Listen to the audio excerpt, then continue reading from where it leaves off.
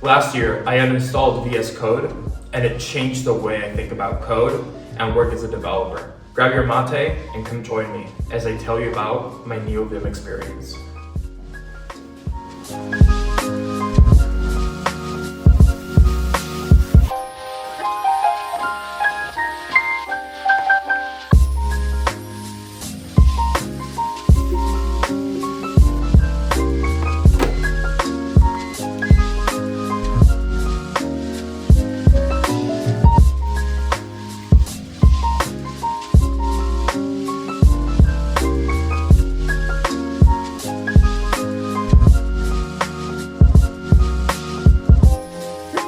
It's 2026, and in the age of AI, VS Code doesn't feel the same anymore. It's constantly pushing me to buy their Copilot, and the whole menu just feels cluttered and full of unnecessary distractions. I needed a lighter alternative.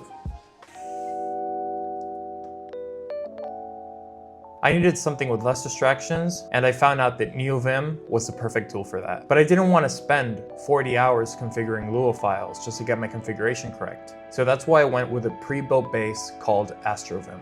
AstroVim allowed me to have my IDE feel, but without the hassle of installing every plugin myself. AstroVim makes it easy and simple to get started using Neovim in just a couple of minutes. Now, why do I say that using Vim changed the way I think and write code? Well, that's because of its simplicity and speed. You see, when using Vim, you really don't need your mouse at all. You have keybinds that allow you to move through the terminal, move through your code at lightning fast speeds, and all you do is write code.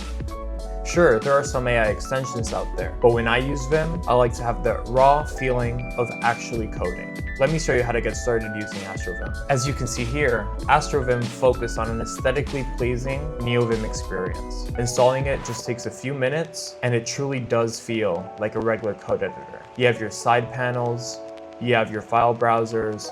Installing this couldn't be easier. Here you have an installation guide for Linux, Mac OS, for Windows, or using Docker.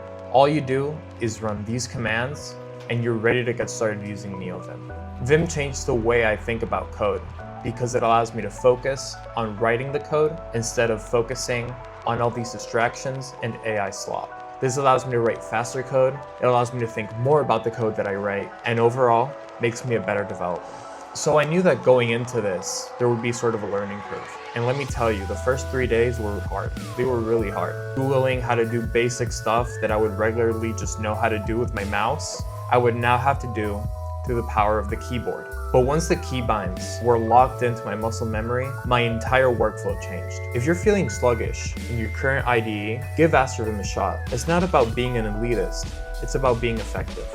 This Neovim setup is the heart of my home lab, so stay tuned to my channel because next week I'm starting a home lab series where I will take you from zero to hero, following the same steps I took to build and expand my home lab. The first episode is about how to get started using a Raspberry Pi to block ads all over your network, wherever you are in the world.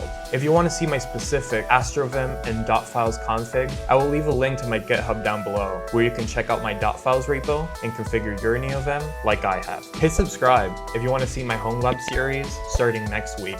Until then, I'll catch you on the terminal.